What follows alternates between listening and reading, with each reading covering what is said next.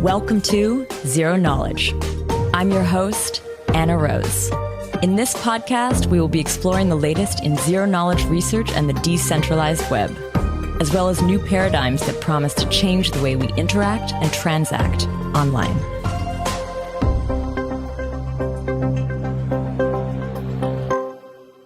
This week, I chat with Norbert, head of product at ZkCloud, which was previously ZkCloud. We dive back into the topic of prover networks, mapping out the different actors in the ZK proving supply chain. We discuss the different ways in which teams building prover marketplaces build the economics of these systems, and the trade-offs each of these models offer. We then discuss the ZkCloud system and what he thinks large-scale industrial-grade proving will look like in the future. Now, before we kick off, I do want to just let you know about the ZK Summit. ZK Summit 13 is coming up. It's happening on May 12th in Toronto. If you've never been to a ZK Summit, I definitely recommend checking it out. This is the spot to find out about the latest research, the newest applications, to find out who are the most important players in ZK today. It's also a wonderful way to get to know sort of the larger ZK community. The application to attend is now open. Links, as always, are in the show notes, and I hope to see you there. Now, Tanya will share a little bit about this week's sponsor. ZK is finally easy with Noir, the fastest-growing zero-knowledge programming language. Built privacy-preserving apps without any ZK experience. Apps today all look alike, especially across chains. Noir gives you simple privacy tools to build something new.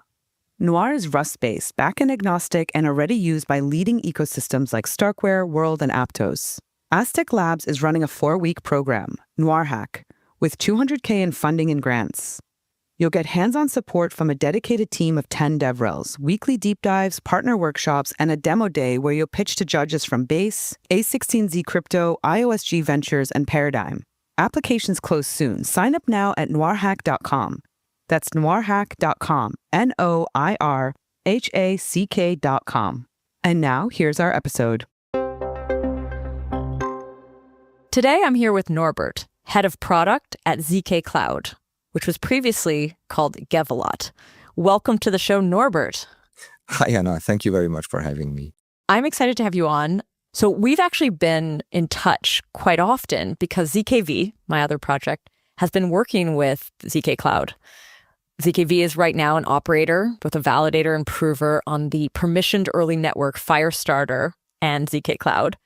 Cohen from my team, I know, speaks to you quite regularly, but he is the one doing most of the work. I think you'll hear from this interview. I still have a lot to learn. I'm so glad that you're on the show to share with us a little bit like the state of prover networks, how they've evolved over time, what you guys are doing specifically. Yeah, I'm looking forward to it.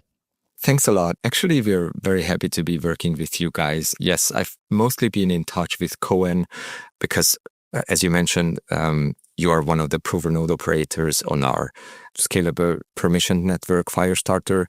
But then as we get closer to the mainnet launch and we started validator onboarding, I think ZKV is also participating there. So super happy to be working with you guys in different fronts. Yeah, very cool. Norbert, I think you and I met actually in Krakow.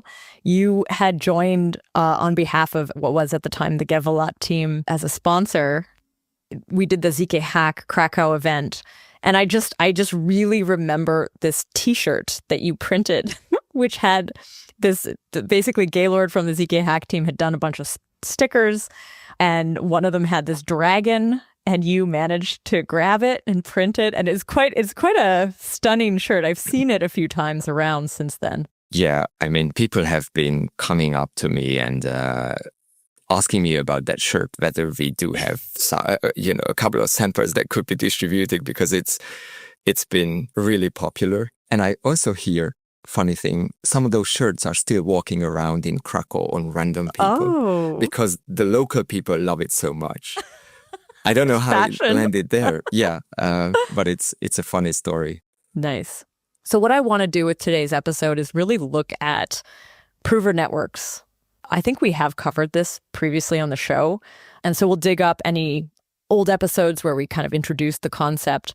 But I think it's really exciting to have you on to do a bit of a snapshot of like where we're at today with prover networks. We hear a lot about a lot of teams that are launching prover networks or partnering with prover networks. And I think trying to understand what they are, how they've evolved, how different teams are kind of interacting with them will be really helpful. So let's start by going way back in time to the beginning of prover networks, aka 3 years ago, 4 years ago. I don't think it's that long ago, actually. Somewhere around there. Yeah, 2021, possibly. So yeah, I want to talk to you a bit about like what were those early prover networks or prover marketplaces as they were called back then? Yeah, so to be honest with you, I was just coming to the blockchain space back then, so I may have a little smaller grasp on that era of proving, basically. But I do know that basically the first ones were Mina's marketplace, which they used to call Snarketplace. Snarketplace, yes. Maybe even today. And then I think actually Nil was also starting off creating a proof market, which then, and then they pivoted to building an L2 based on ZK sharding. But that's a different story. Regarding the Snarketplace, what I remember having heard and having read is that, so it was mainly generating proofs for the Mina blockchain. Yeah. And what was very interesting and very eye-opening also for us particularly is that some entities started offering proofs in that marketplace for free. And it just basically killed the competition, killed economics. Basically, it killed the marketplace. And obviously, there are ways to come around that. However, it was a really important moment where, and I think architecturally, it's a very important topic, how you want to distribute proving, because auctions have their advantages, but also, as we've seen with the Snarketplace, they are gameable, and there can be situations where large entities could easily gain monopoly. On the other hand, other approaches may have their own benefits and advantages, and happy to dive deeper on that later on. Cool. Yeah, at ZKV actually also ran, I guess it was a prover on the Snarketplace. Nice. But I remember like we were participating early on, but I think eventually, like you just described, first, I think there wasn't enough demand for proofs because it was just for the blockchain itself, not for applications living on the blockchain yet. Later, they released the language, and then you could create applications, and then you needed a lot more proofs, so it started to make more sense. But back then, it was just the recursive proof that like kind of powers the Mina blockchain being created, and it just wasn't enough demand. And then, like you said, like someone, if people came in with zero fees, zero cost, and it sort of tanks the marketplace. I would mention one other team that I believe, that I think has a prover network of some kind, which is Alio, because they're running hardware provers as part of their offering as well. But as far as I know, they're only proving the Alio network. Yeah. I think it was last year where we started to hear, maybe the year before actually, where we started to hear this sort of story of prover networks, prover marketplaces coming back, where teams were talking also about like decentralized prover networks, where you'd have multiple provers potentially proving multiple L2s or anyone who would need these sort of proof requesters, people who needed ZKPs. And so it stopped being sort of this vertical integration, where it was often like a blockchain plus their own prover network, and more like this prover network, like true network, like as a service, proving to multiple parties.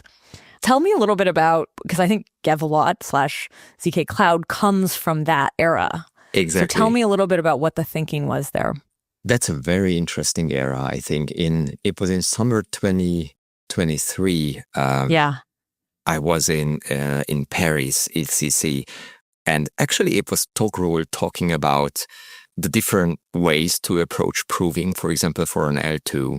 So currently it's a well-known fact that basically the largest proof demand is coming from ZK L2s, validity rollups mainly.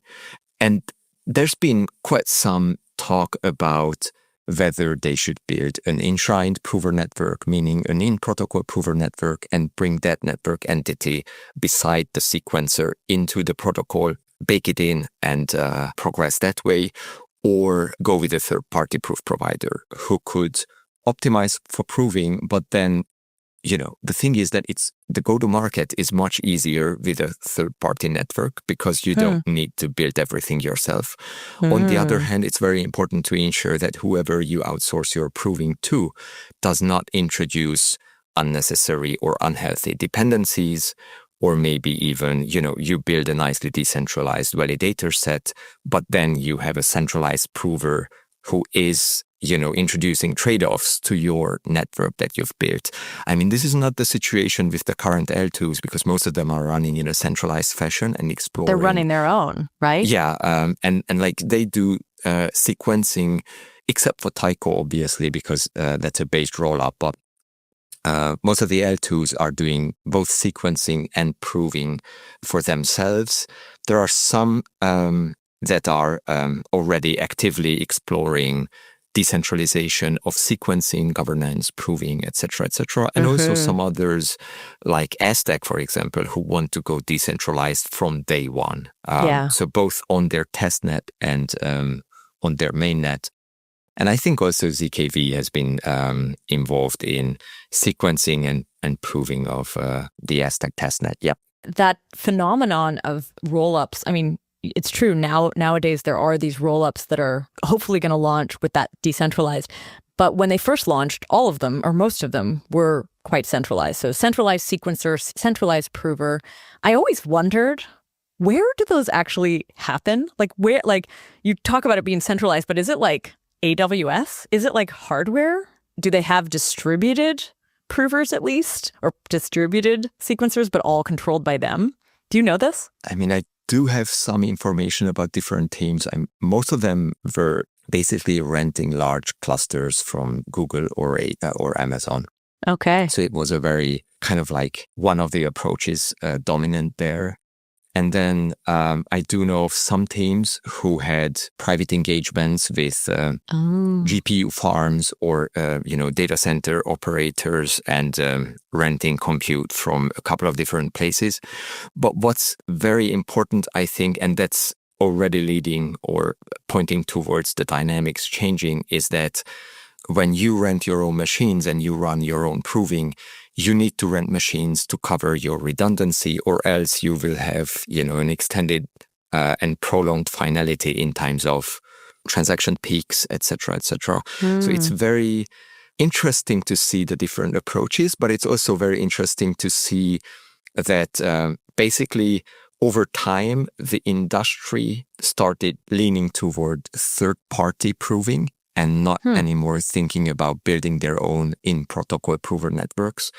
And then third-party proving obviously has a couple of advantages that are worth mentioning. It's the pay-per-proof model versus, you rent your servers and they are sitting idle if there is no proof to be generated or if transaction volume are low.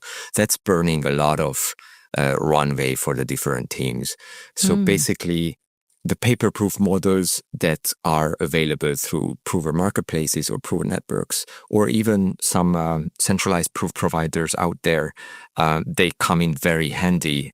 What I would add on top is that, and this may even be a larger chunk of the cost, but saving the idle time for all these teams may actually be a larger saving than just making proving the cost per proof cheaper. So that's an interesting dynamic there. Interesting. I feel like we should name some of the actors, sort of the roles that exist in this, I'm going to call it supply chain or chain of actors that are creating proofs. We can use maybe the L2 as an example. So we've mentioned this like sequencer and prover. In this case, the way that I think this is often described in the prover network context is the L2 is a proof requester. It needs proofs. In the case that we just described where that L2 is running its own provers, it is also the proof provider or the prover. Prover networks, though, kind of live in between that, right? So you have proof requesters, could be an L2, could be something else.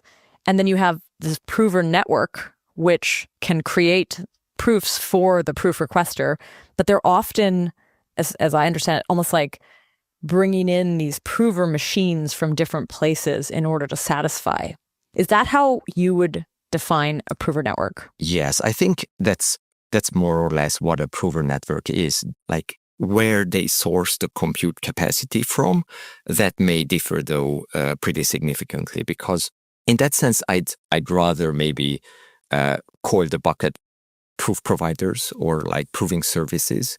Okay. And as you said, so there is the proof requester, there is a proving service which needs to source compute from somewhere, and then the supply chain progresses with the verifier and the settlement of the proof itself. But regarding prover networks and marketplaces, I mean, the marketplace itself already hints at anyone who has hardware either through renting or having their own clusters on-prem. They could come in, they could submit bids in the marketplace to win the right for different proving jobs. But then in a prover network, that's a little bit different, I think, because, and it's particularly because the prover networks may have different workload allocation mechanisms.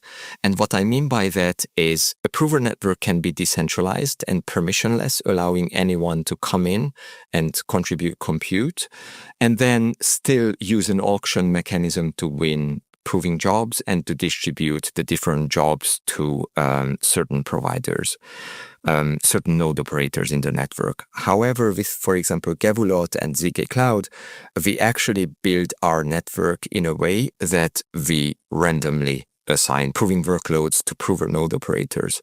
So in that sense, it's a permissionless network that we are building. Anyone can join who meets the minimum hardware requirements. And then the randomness-based selection ensures neutrality, minimizes centralization risks, etc., what's there and what's important, I think, for all these L2s. Even though most of them are running in a centralized fashion now and exploring the way to decentralize both sequencing and the proving. On the other hand, it's going to be a very important decision, I'd say, what kind of proof provider they select, because the architectures of those providers may come with significant trade-offs in certain cases.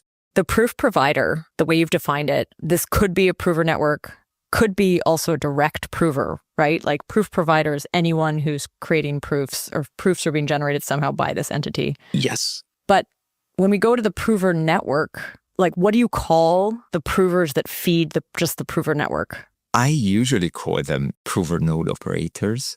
Okay. Because they are the ones with the actual hardware plugging into the prover network and contributing the compute.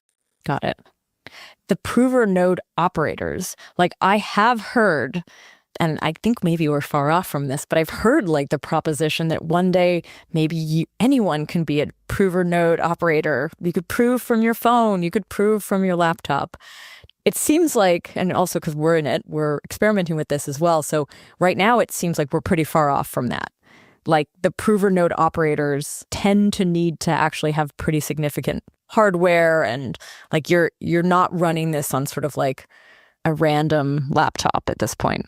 Yeah. So I think that there are different approaches, and it's absolutely possible that there will be certain teams who will take the approach and allow any type of consumer grade hardware, even, browser-based proving or mobile phones to come in and contribute compute. The approach, for example, we've taken with ZkCloud is that we have to have a certain minimum hardware requirement to be met, because that's part of our optimization strategy from different angles.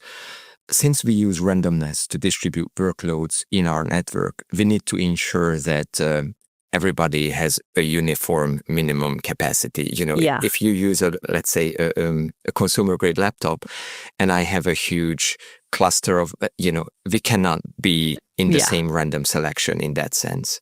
Totally. So it's important for us to have some uniform capacity for all operators in our network. But also, on the other hand, it helps us to break down costs and to, further disperse the cost of proving, because one large machine could actually process multiple totally independent, smaller proving jobs, further dispersing the operational costs. On the other hand, also, it may happen that you need multiple of those large capacity machines even to complete certain jobs. For example, Ethereum block proving, and when you want to bring it down to like Ethereum's block time, you need maybe 50 or 100 GPU nodes at minimum to be able to get to that level. So I think the approaches are different. There will definitely be networks there. I think Nexus recently had a couple of testnets where they were actually exploring people contributing through browser-based proving.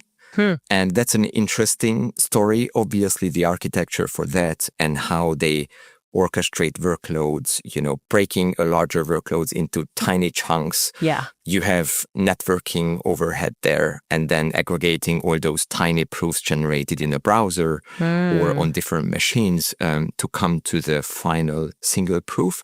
I think that's a different challenge. So basically, the different approaches have their own architecture challenges and their own viability, I think. Mm-hmm.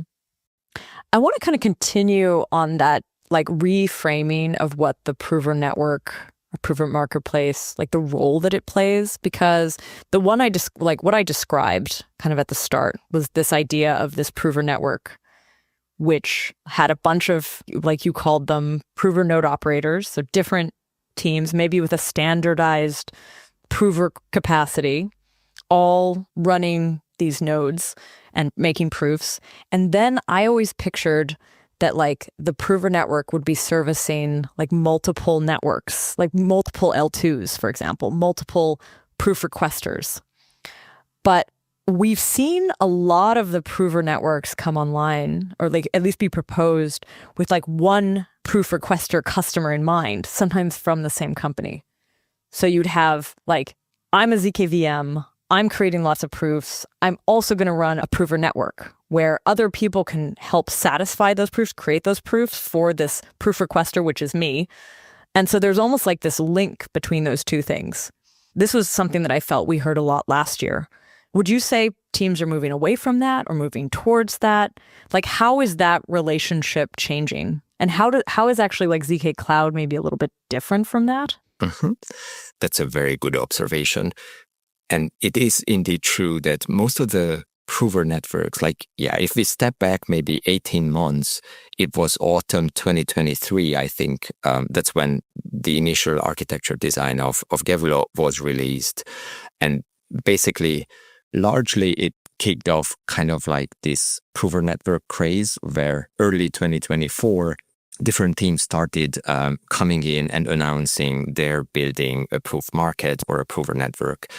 I think in March, it was March last year when we deployed our first version of the network. Basically, this wasn't a scalable network, but it already allowed universal proving. And by universal proving, I mean is that anyone could come in and deploy their own prover program on the network and have proofs generated. Currently, I mean, this is just a sidetrack, but if I may mention that currently universal proving is used for teams supporting different provers, and whatever they integrate, proofs can be generated on their networks for those.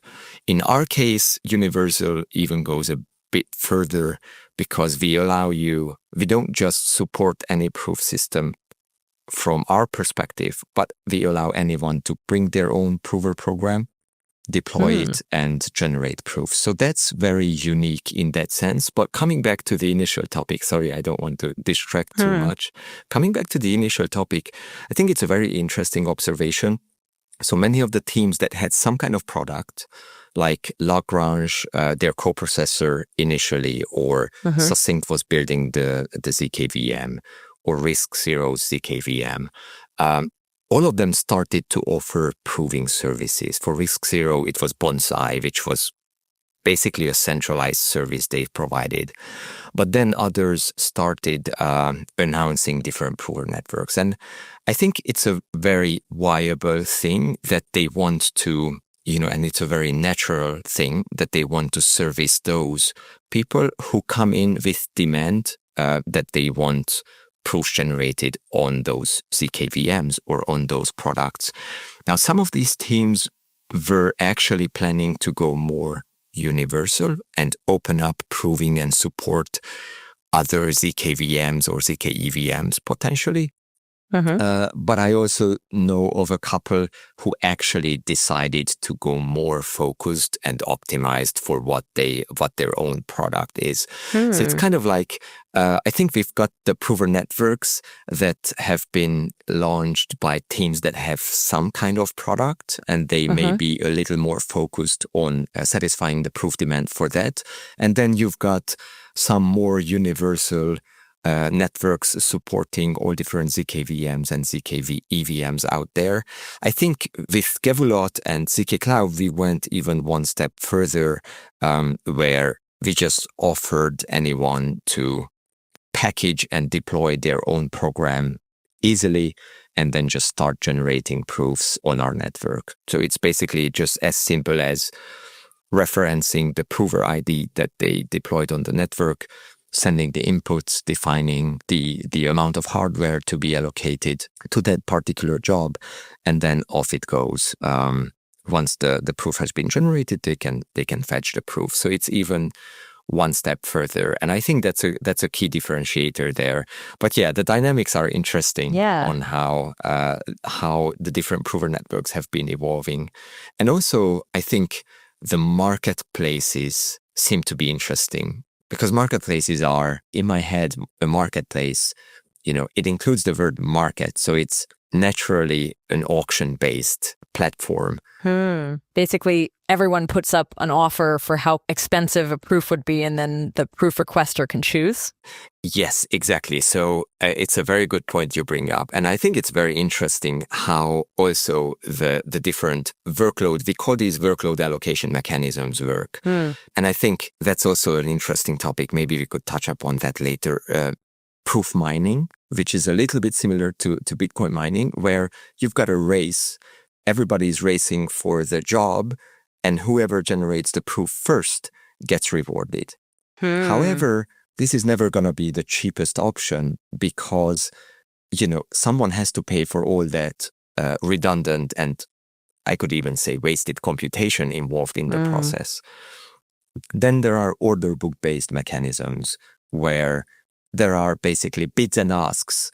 How much do proof providers ask for generating a certain proof, and how much proof requesters are willing to pay for a certain proof. And when there is a match, then the workload is allocated, and then the proving job can start. Obviously, there can be situations where there is no match for a certain amount of time, and for fairly time-constrained workloads, that's not necessarily the best option. Then you've got these different auction mechanisms where it could be a simple reverse auction where basically there is a proving job that you want to have proven, and you accept bids from operators or from different prover networks with a quote for how much they are willing to actually generate that proof. And usually the proving, since it's a compute-heavy task and it's not a cheap task to be performed, it's very cost sensitive. And actually that was one of the key reasons to start developing ZkCloud back then. So the founders of ZkCloud wanted to have a very cheap proof provider, an order of magnitude cheaper than the traditional Web2 cloud compute providers. Plus, they wanted to have a decentralized alternative, because we've seen what happened in Web2 with the compute space. There are very few large providers that dominate the space. And this is something that, since we are in the blockchain space, we have this ethos of decentralization and all the benefits and advantages that come with it. Landing with the same centralized setup in terms of, compute-heavy tasks would not be an optimal scenario at all. So that's why building a decentralized network that is also providing super cheap proofs for any user, because we've seen that the cost of proving, it did not make projects economically viable for quite some time. And as soon as we see that we hit maybe an order of magnitude drop in proving costs, those projects and, implementing ZK in those projects actually becomes realistic, and it's not a bottleneck anymore. And then there is randomness, coming back to the workload allocation mechanisms. And this is how you guys do it, right? Yeah, that's how that's the decision that we have made. We've seen what happened with the Snarketplace. Also, we know that we've analyzed a bunch of different auction mechanisms, starting from a very simple reverse Dutch auction to more complex mechanisms. Unfortunately, whatever sophisticated architecture you manage to figure out, 80-90% of the allocation still depends on the cost of proving. And so that's a dominant factor. And until we are not able to solve that, auctions are very easily gameable, meaning any large entity with a lot of resources could come in and just underbid everyone else. And make it unprofitable for them and basically run them out of the market and then be able to put their prices up. Yeah, exactly. So an auction, and that's a very key point, I think, an auction can be a way to find, to let the market find the cheapest cost for proving. But as soon as it's gamed and some dominant entities emerge, they can actually introduce unhealthy economic dynamics and start influencing the cost of proving a lot. Obviously, go-to-market is much easier if you let the market decide the cost of proving, because you don't need to build and figure out the entire economics yourself. We've taken a very different approach. So we wanted to be very independent in terms of any underlying economics. That's why we went with a very minimal Cosmos-based L1 that is managing our workload allocation and the economics. And basically this way, we had a clean slate. We don't depend on the economics of Ethereum or an L2 or any other network that we would be building on top of.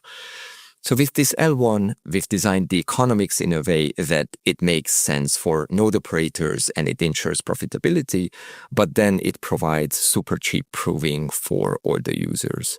And with randomness, the extra benefit that you get is you can introduce actually backup mechanisms and fallback mechanisms into your protocol. While with an auction, for example, if I win the auction and I don't deliver the proof, then you need to start the auction process all over. So it's very hard to build by default these fallback mechanisms or backup mechanisms, because you just need to start it all over. It's a one-to-one match, one requester matched to one proof provider. But with our network and with randomness being used for workload allocation, we can actually initially select more than one prover, kind of secondary or third provers, backup provers to come in. And then we can also, as a last resort, open up the proving job for anyone to come in from the network. First come, first serve. Whoever delivers the proof first, they will get rewarded. So in a sense, there are multiple layers of execution guarantees that can easily be built on top of this architecture that we've designed. So I think long-term, this is the safe solution for L2s or, for proving jobs where actually the finality of the chain or the progress of the chain depends on those proofs arriving. So where liveness is the most important. Yes, exactly. This is interesting. So, you've defined these different kind of economic approaches: the proof mining speed, the order book, the auction, the random. You are identifying the random one as this is potentially an ideal case for liveness if it's very critical, that you can't have a case where the proofs don't come in or there isn't a relevant party ready or they're down or something like that. You need the redundancy. But are there other cases where an auction makes more sense, or where an order book or a proof, sort of proof mining model makes more sense? I'd say the mining... Wouldn't it be cheap for the end user? No, I think actually it would be more expensive, because with mining and with all those parties racing and only one getting rewarded, they would expect those rewards to be higher. And at the end of the day, it would be the user who is paying, those higher fees. So I think that would land with a quite high proving cost. Auctions are a good way to let the market find the optimal cost, and maybe it can, be a good tool to find kind of low proving costs as well. On the other hand, our bet is that as soon as you can design an economic model that is cheap enough, you can just bake it into a protocol which ensures that nobody can actually influence the cost of proving over time. So you bake it into the protocol, and you can just do a credibly neutral selection through randomness, basically. I think overall, I do believe that randomness would be the right long-term approach, even though parties are not necessarily rational. So let's say you just have a cluster of GPUs, for example, and you want, in a rational world, you would want your operational costs to be covered plus earn something.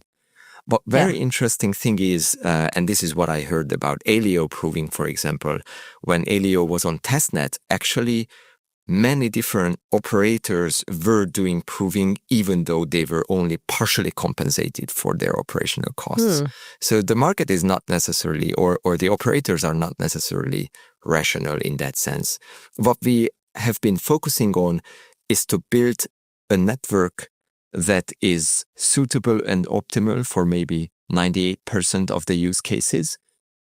And for that, we bake into the protocol, the characteristics of decentralization and permissionlessness, all the high liveness, censorship resistance, etc. that comes with it.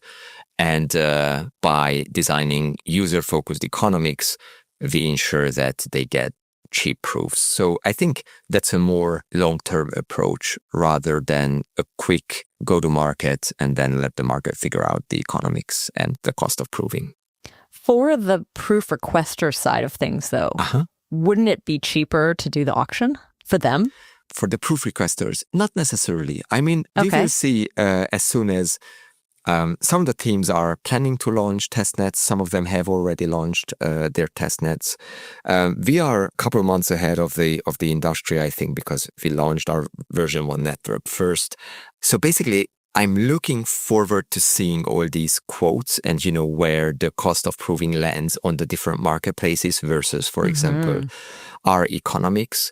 So currently what we see is that we are about 95% cheaper compared to, for example, AWS or GCP, which is great. On the other hand, technically, an auction can be cheap, but the risk of not landing with the cheapest proof is always there because you are dependent on who bids to your request and what those bids are. You can then wait for a cheaper offer, but then, if you are not time constrained, then maybe you can wait 10 minutes or 30 minutes more, or, maybe even just 1 or 2 minutes more. But if you are time constrained and you need to have a proof generated by some time to ensure your finality, then maybe you just need to go what you have there as bids, and it may not be the cheapest possible option at all. Specifically, and we haven't talked about what if a dominant entity starts emerging and, starts controlling those offers in a large portion of the incoming proof requests. And I think one important thing regarding this is predictability of the proving cost. So for example, for an L2 to have the same proof for X amount of dollars and the same proof an hour later for double the price is not necessarily the most sustainable approach, but that's what they are going to have to accept if, in an auction, there are no other bidders or there is no cheaper bidder. While with ZkCloud, you see, we have the hourly cost of our machines, 84 cents for a double GPU machine, double 4090s. And then if you only need one of those GPUs and you need it for 3 minutes, then that's what you pay. And that's going to be, it's baked into the protocol. So that's what you pay today, and that's what you pay in a month's time for the same workload. So in that sense, kind of the sustainability or the predictability of the proving costs is a bit different based on the different, architectures as well, or design decisions as well. I like that you just define those different kind of options, though. I want to talk a bit about hardware. And I mean, because the minute you're talking about provers, and you even mentioned sort of proof mining, hinting mining, proving, it's compute intensive. It's not proof of stake, where it's like a game. I mean, a lot of the prover networks might have a proof of stake validator set underneath, which are more like an economic game with stake and what have you. But proving does seem like a bit of a throwback to mining, except that you're doing useful work, right? Like you're running computation with the goal of creating a thing that is actually being used, whereas mining is you're running computation on sort of useless puzzles in order to win a competition that secures the network. Right. But there's no, like, the output of that computation is not used towards something other than the security of the network. Tell me if you think, like, is proving, I mean, we already hear about ASICs and we've done actually episodes from like the ZK Prize with some of the ZK Prize winners where we talked about like accelerating FPGAs and getting ASICs in the works. So yeah, how does hardware play a role, and how is this related, or like, is it similar to mining? Are we kind of recreating a mining situation? I think you're right there, because proof generation is kind of like a hybrid workload where you do need a large amount of compute for most of the large workloads, obviously for tiny ones, not necessarily, but like for proving an L2, proving a block or a batch of blocks, you need quite significant hardware. Sometimes tens or maybe at higher TPSs, even hundreds of GPUs or machines. So in that sense, it does resemble mining, and some people also started calling proof generation kind of proof mining. Both require substantial compute resources, but these resources and the compute itself serves very different purposes. So for Bitcoin mining, the mining uses proof of work to secure the network and to achieve consensus. So redundancy is kind of an integral part of network security, basically. And you pointed that out very well, I think. For proof mining, we generate these validity proofs or zero-knowledge proofs to make any data or computation verifiable. And the redundancy there increases the cost significantly. I don't want to repeat what we've talked about earlier, but it actually comes back to proof racing ending up being one of the most expensive ways to do proving, even though it could make sense for certain use cases where you cannot even afford the time of a secondary prover to come in and do the proving for you in case the first one fails. So if you want to have redundancy, and actually customizable redundancy is also something that we have in the network, meaning if you want to be super sure and, receive the proof at first shot, then you could ask 2 or maybe even 3 different nodes to do the same job. And if some of them don't deliver, that's absolutely fine. The others will serve you the proof that you need. So that's something that we also offer in our network. I think that's one of the execution guarantees for those very sensitive cases. So proof racing or proof mining would be quite an expensive approach. I think, and also then a very interesting thing would be redundancy versus economic security. Because if you don't have redundancy, then how do you know or how do you ensure that the selected prover, the one prover that is working on your job, will actually deliver? And this is like, we are already, I don't want to distract and I'll come back to hardware in a sec, but that's also a very interesting thing. So by default, you could use staking and then slash the prover if they don't deliver. There could be a financial bond, maybe even. But then you already have economic commitment in the form of the compute hardware, which may be actually very expensive. So, the entry barrier for anyone to come in and join proving may be extensively high if you add staking or like a large financial bond on top. And, there could be ways to come about this. For example, we haven't really seen reputation systems. We haven't really seen performance or reputation-based rewarding, for example, or proving capacity and availability constantly on node operators. And if you know that they do have the capacity and they are available, then it could make up for part of the economic security. So a combination of these, I've been thinking a lot about this, and we've been chatting a lot about this internally as well. So how can you ensure that the proving market is accessible for people and not overly, not get overburdened by different economic commitments that they need to make. But on the other hand, you also ensure liveness, you ensure proof delivery, because the finality of a chain may depend on that. It's a very interesting topic. I could talk a lot about that. Sorry for distracting the topic. I want a quick clarification though, because you're saying that like the ZkCloud model, you're not doing full redundancy. It's not like it's not proof racing. You're not all running for one proof. Mm-hmm. But how many machines then, but you also have redundancy built into it.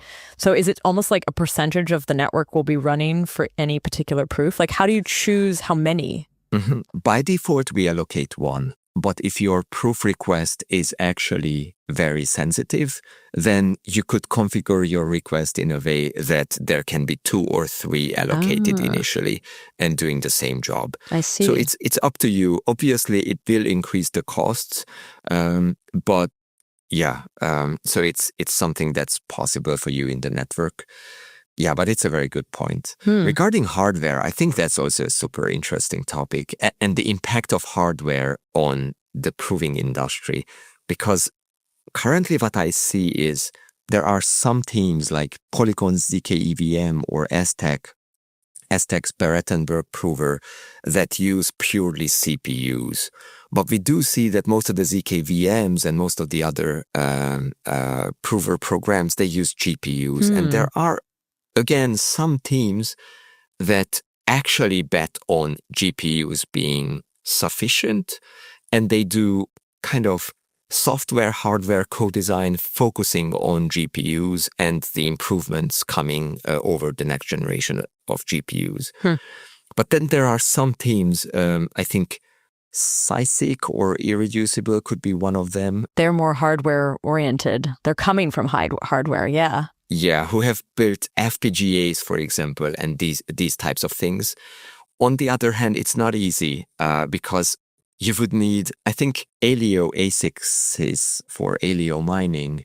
You cannot reuse it for other purposes, basically. And that, again, may be a bottleneck. Being more universal may mean that you can accept jobs from, for very different proving workloads. So your hardware utilization could actually be much higher. In a sense. So there could be advantages and trade-offs. But there is the one in the middle, the FPGAs. Could you use those? You could, but then you may land with a little bit less performance than ASICs is. On the other hand, one of the most interesting developments is, for example, Fabric's VPUs, these verifiable programming units. Those are, as far as I know, they should be coming out in the next few months, maybe even less.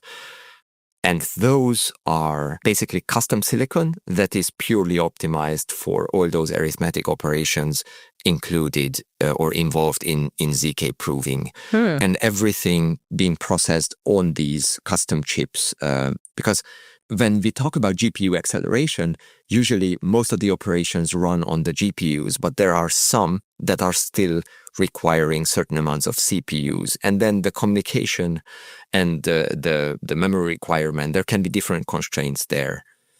But with these VPUs, it seems that they are able to process every single operation on these custom chips super fast. And the cost performance ratios that we are seeing, if those benchmarks that have been published do hold, they can shake up the space quite a lot, I think. Okay. Because I can mention maybe a couple of numbers. For example, compared to 4090s, one single VPU card compared to one 4090 could increase performance by 5-6x for many of the RISC-0 operations, like the operations that the RISC-0 ZkVM uses. So, and as soon as we start getting there, the operational costs, the cost versus performance, it's going to drastically change if indeed those benchmarks hold. Yeah, so I'm really curious to see when they come out, how they really perform on actual real-world workloads. Like I've been talking to Jeremy, CEO of RiskZero in Denver, and he said they are making 3-4x performance improvements purely on their software every quarter. Wow. Now, you add a 5x or maybe, I don't know, 3x, 5x, 10x, who knows, improvement on the hardware Just side. from the hardware. Exactly. Then, for example, things like real-time Ethereum block proving become really tangible and really a reality, even now or maybe in the next couple of months, what we couldn't have imagined maybe a year ago or even 6 months ago. Are there other hardware companies? Because like I remember at ZK11, Justin Drake announced and shared, I think he had it, like a ZKP ASIC. But I don't know, it was by CISIC, I think. But I don't know, like, what was that for? Was it for a particular proving system? Unfortunately, I don't remember that by heart. What I do know is that these VPUs, for example, are reprogrammable, and you can add multiple different proof systems to be supported natively.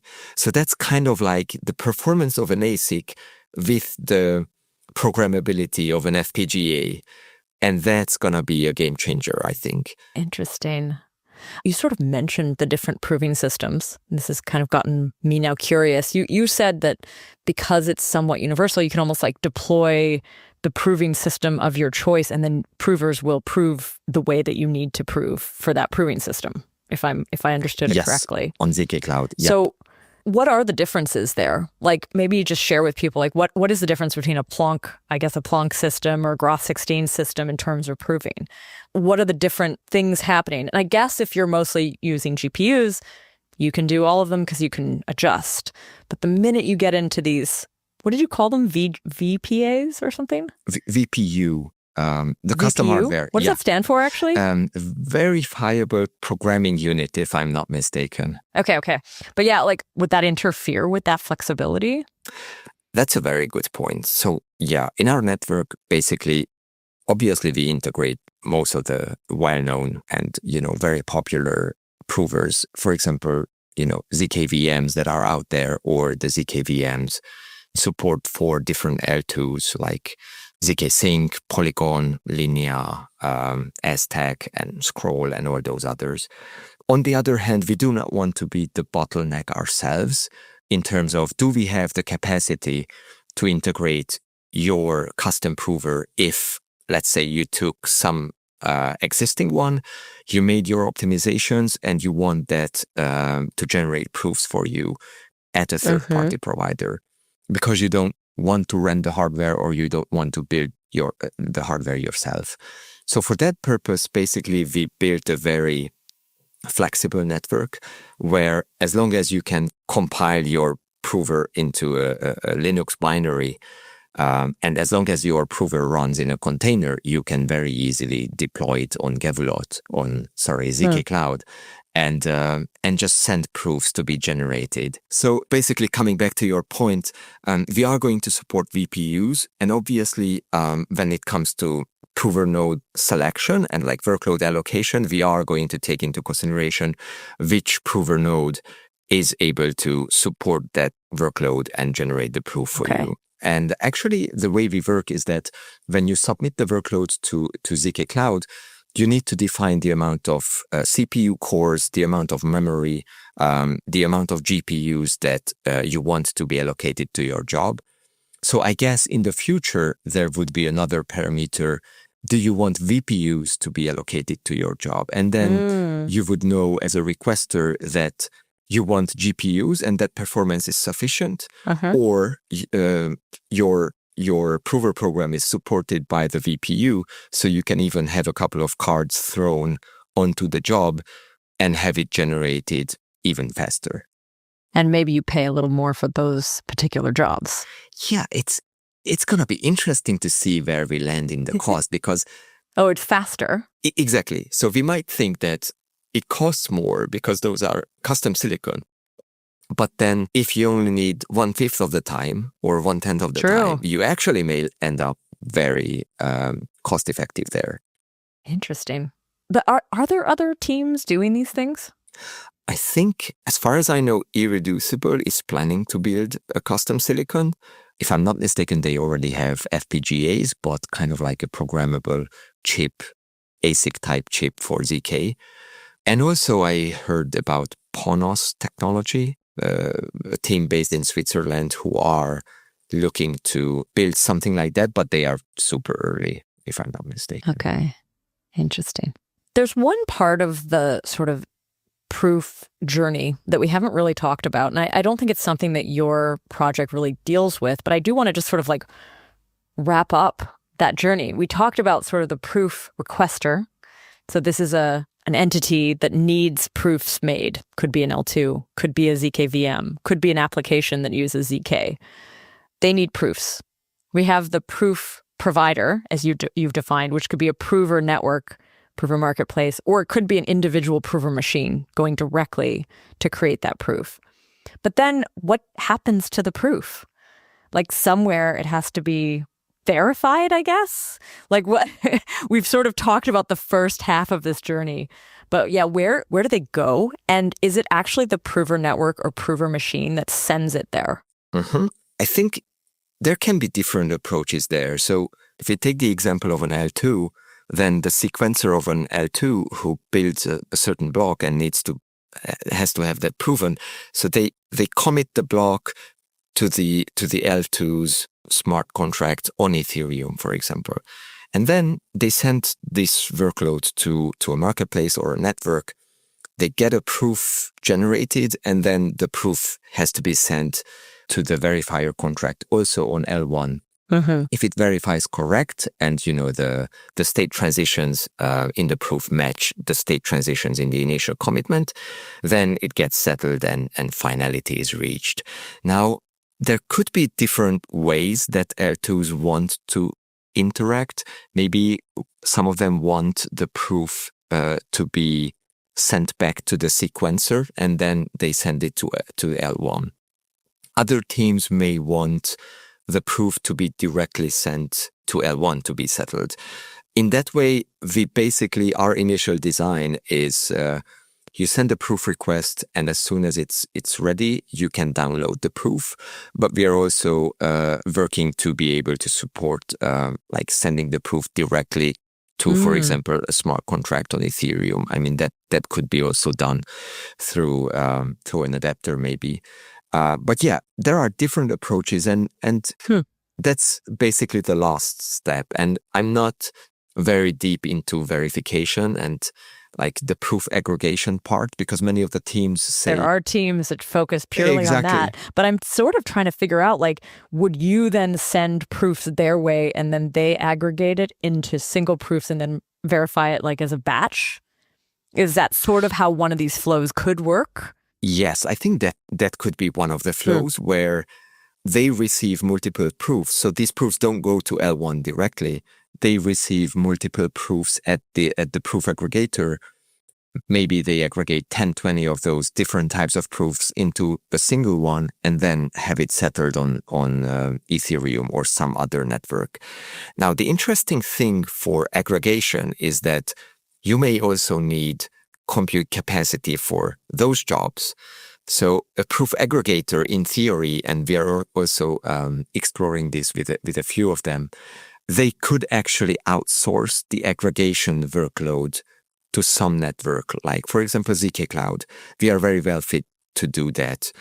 So in that case, the proofs to be aggregated would be the inputs to our network. Oh, weird. We do the aggregation with all the compute resources in the network, send the final one to them, which they can settle. But I think there are other approaches as well, whereas some networks may actually verify the proofs themselves, kind of off-chain, and then just send a commitment to Ethereum saying, yes, there exists a valid proof for this state transition, and sending the commitment might be much cheaper than actually sending the proof and, having that verified on L1.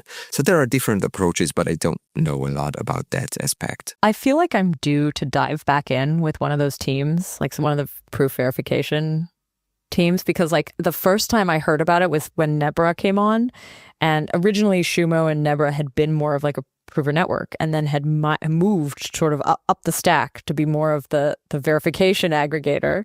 And that was sort of the first time we started talking about that. He also was, I think, the person who coined the ZK supply chain that I've sort of hinted at here with the different actors. But his focus is more just like proof requester, proof generator verification, and focusing on that third step. But yeah, it seems like there's a lot of teams doing that right now. I mean, I remember for ZK Summit, for one of the ZK Summits, we got a bunch of applications from, and they were almost identical. And I was like, wow, what's, with this boom of verification folks. So yeah, I'm probably due to jump back in. Yeah, there are a few very good teams that are building that. Cool. So I think we have covered this through the episode, but I do want to just sort of wrap on the why of the prover marketplace, sort of summarizing what we've shared. Because I think you have actually said what the benefits of it are, but like, why decentralize this proof provider role? What are all the benefits that one can get from them? I think we might have talked about this partially earlier, but usually decentralization serves two purposes, liveness and also security. But in case of ZK, security is basically a given because of the math, the underlying math.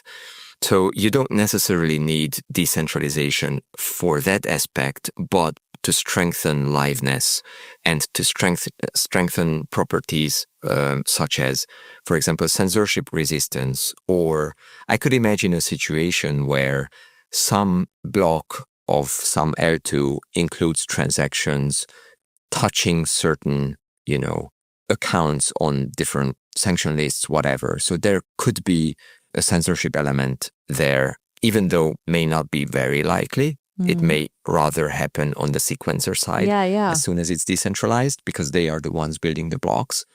But as we have seen with Ethereum's block production, sometimes it's the builders censoring, sometimes it's the relay that's censoring, sometimes it's actually the block proposer, the Ethereum validator, that is censoring. So in that aspect, I could imagine something like this happen. And because of that, decentralization is not important for the sake of decentralization, but really for what additional benefits it brings in terms of high liveness, censorship resistance. We've talked about these. It's a very important decision for any project that wants to outsource proving what kind of provider or what kind of way or path they choose when they are going out selecting a provider. I think Zach from Aztec has been vocal about this maybe a month or two ago, saying that you build a nicely decentralized network, but then any proof provider out there should actually have the same properties: permissionlessness, decentralization, censorship resistance, or else they are going to introduce trade-offs to the network that you have built. And I think this is a key element that has not been talked about a lot. We've recently released a blog post on that because exactly for that reason did we build ZkCloud as an independent L1, as a permissionless network with the most neutral workload allocation mechanism in the form of randomness, with all the properties for minimizing the risk of any type of centralization as much as possible, minimizing the risk of control over proving fees through baking economics into the protocol. So it's kind of like, it was very good to hear him talking about this and being vocal about this. And a year and a half ago, when the initial design came out, it was actually designed in a way that it facilitates what he was talking about, to ensure that networks don't need to accept trade-offs. Actually, there exists a solution, and there may be others as well later on, I don't know, that where you don't need to accept trade-offs in terms of your decentralization or the other properties. I don't know if I could summarize that properly, but yeah, that would be my kind of like my answer. Cool. Well, thank you so much for coming on the show, Norbert, and exploring this, evolving proofer marketplace space. It's been really fun to explore that, to tease it out. You can tell, like in talking about it this year, that there have been findings, there have been some understanding like some experiments have been run, or at least have been proposed, and now people are really thinking about these setups at a deeper level. So it's been really fun to talk about it. Thank you very much for having me. I really enjoyed the chat. Cool. I want to say thank you to the podcast team, Henrik, Rachel, and Tanya, and to our listeners. Thanks for listening.